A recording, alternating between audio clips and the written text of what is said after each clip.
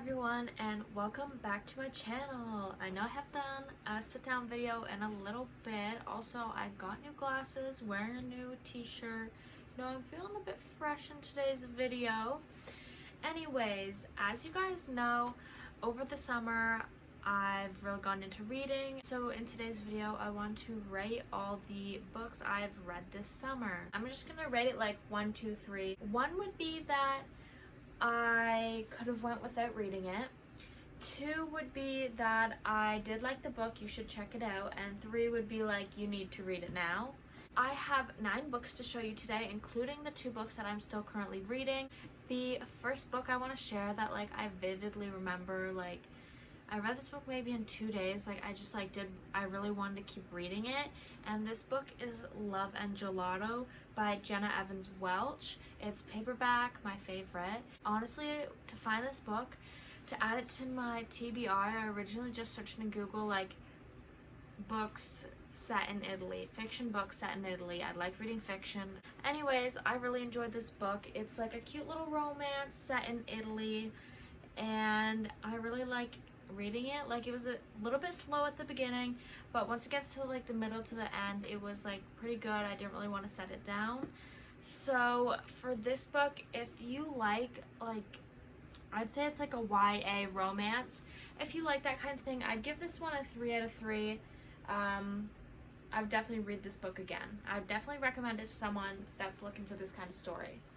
The next book is actually my latest read, a book I just finished. It's called She's Too Pretty to Burn. This is by Wendy Hurd, and I just picked this one up. I didn't really I wasn't planning on getting it. I just sort of saw it and I thought it was interesting, so I picked it up. So this book is set in San Diego, and it also sort of revolved around this group of artists, which I was intrigued by. It wasn't just your average they meet at a job. No, it's a group of artist friends that you're reading about, which is interesting. And this book turns into a bit of a mystery, but as well as a romance. It's good. I read 2/3 of the book in 2 days, and then it took me a week to finish it off because I don't know, I wasn't super excited about the ending. I didn't think it was gonna shock me or anything like that, so I wasn't super excited about the ending. I would give this one a 2 out of 3 though. You should check it out. It's definitely not for everyone. I'd say it's in between a 1.5 to a 2, so definitely read the description, see if it's something you're interested in. The next book I picked up this summer is a nice small book, and this is She Must Be Mad by Charlie Cox. It has poetry and essays in it, which I definitely like switching between fiction and this kind of book. For every woman surviving and thriving in today's world, for every girl who feels too much, this is a call for communion. You are not alone. So that automatically intrigues my feminist heart. I really liked this book. It's so good. I actually have one of the quotes on my Instagram because I loved it. It says, "Your mind is biased and your brain is blind. There's still a sort of strength left in you to find." Also, this book only has 4 chapters, so if you're someone that has trouble stopping in the middle of a chapter, this might not be for you. But also it is a nice quick read, so I definitely recommend this one 3 out of 3. And then because I loved She Must Be Mad so much, I bought Charlie Cox's other book, which is called Validate Me, A Life of Codependency. This one I did not love as much as She Must Be Mad. It says, "What is love? Baby, don't hurt me, but please like my Instagram post. Hello, my name is Charlie and I'm codependent, so would you please just validate me?" So this one does touch on a lot of social media, online presence, and yeah, I'd give this one a 2 out of 3. You might like it. I didn't hate it by any means. It was just did not meet the same standards that She Must Be Mad did. So 2 out of 3 for Validate Me by Charlie Cox. So next is a book that sort of took me by surprise. I saw one TikTok about it, and it's called Everyone in This Room Will Someday Be Dead. And the title is a bit mysterious. This is by Emily Austen, who is actually a Canadian author. And I honestly really picked it up because the cover is so cute. Biggest pet peeve is when a book cover is ugly. I just can't do it. So this book definitely seemed like something I wanted to read. I'll give a quick little thing just so you know if you might be interested. This book is about Gilda, who is, I around 25, somewhere around there, and she's a lesbian as well as an atheist, and she's sort of fascinated by death, so she ends up getting this job by accident, and there is death like around her, so she gets to start like sort of like trying to figure out a mystery. This book I read pretty quick as well.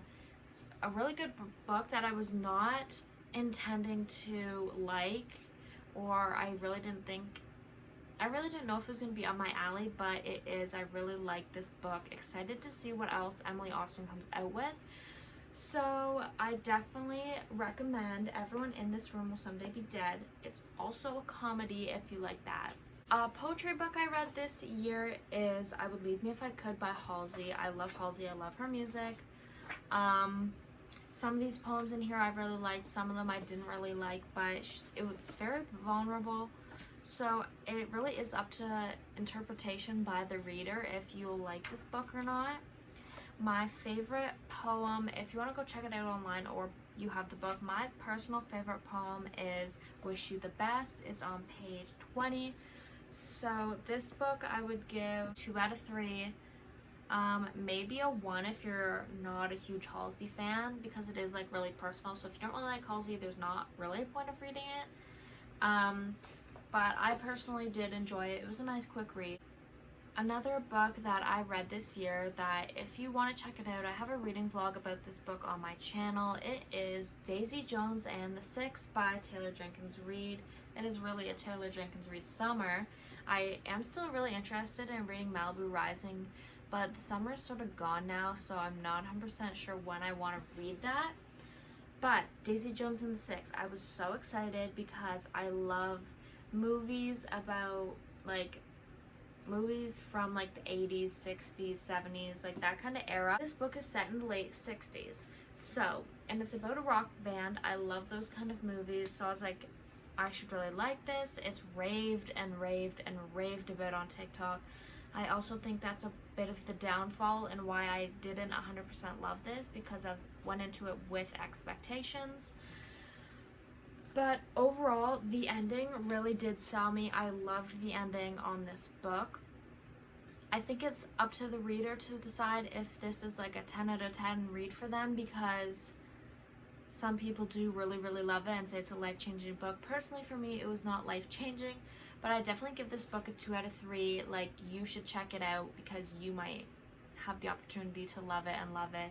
I just didn't have that experience, unfortunately, because I really did want to, but for me, the book just went really slow, and I thought it was going to be more fast-paced, but the ending, I did love the ending. That is one thing I will admit. The ending did sell me, but I just didn't see like the absolute hype.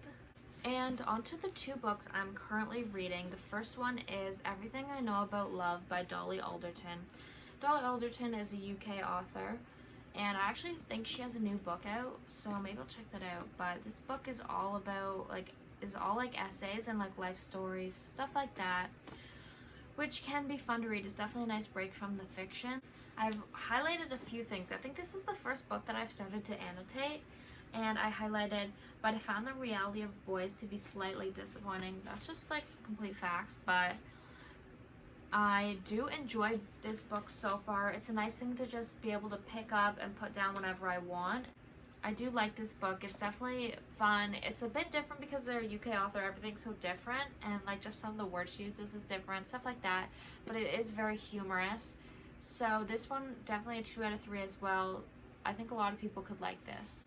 And the last book of this video is The Paper Girl of Paris. Again, I googled something like books set in Europe or the UK to find books like these, and it's been on my TBR, and I just stumbled upon it in the bookstore, and I was like, I want to pick this book up. It's very affordable. Paperback is only $13.50 Canadian, and even cheaper in the US. So it's a nice affordable book. The cover, cute. And basically, I'm only like 5 chapters in, but this book is about a teenager who inherits an apartment in Paris. Like, excuse me, that's everyone's dream. She ends up inheriting an apartment, and she's sort of like unraveling her grandmother's past that no one really knows about. So I'm not 100% sure where this book is going. It's a bit of a mystery, but I'll make sure to update on my Instagram when I'm finished. So this one, 2 out of 3. This one I can't really give a rating yet because I'm not sure, but I am enjoying it so far. Those were all the books I've read this summer, including the 2 books I'm finishing up and starting. So I hope this helped you find a few books that you could maybe look at and decide if you want to read. I've definitely enjoyed some of these books, been a slight bit let down, but that's the whole thing with reading. Like, you never know if you're going to love it or hate it. So I hope this video helped a few of you. I enjoy making these kind of videos, and make sure to like and subscribe. That helps my channel a lot.